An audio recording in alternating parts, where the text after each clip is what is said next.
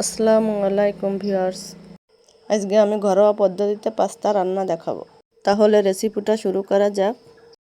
আগেই আমি একটা পাত্রে পানি জাল করতে দিছি, পানিটা ফুটে গেছে। এখন পাস্তাগুলো আমি দিয়ে দেব, দিয়ে হালকা নাড়িয়ে দেব যাতে তলে লেগে না যায়। 10 মিনিট জাল করে নেবার পর আমাদের পাস্তাটা সেদ্ধ হয়ে গেছে।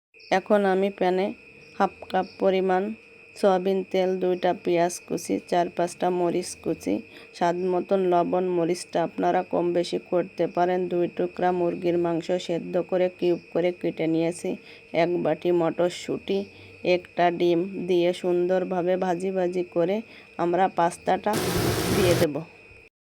এখন আমি পাস্তাগুলো সব কিছুর সঙ্গে সুন্দরভাবে ভাজি করে নেবার পর 2 টেবিল চামচ কাস্টার্ড পাউডার দিয়ে দেব মাখা হওয়ার জন্য।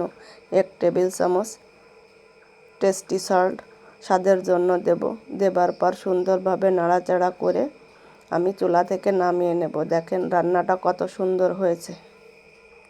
রান্নাটা যদি আপনাদের পছন্দ হয় তাহলে লাইক, কমেন্ট ও শেয়ার করতে ভুলবেন না।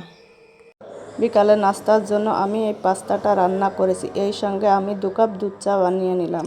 চাটাও বানানো হয়ে গেছে প্রায়। এখন আমি চাটায় চিনি দিয়ে সামনে পরিবেশন করব। পাস্তার উপরে কিছু সসও দিয়ে দিলাম। আল্লাহ হাফেজ।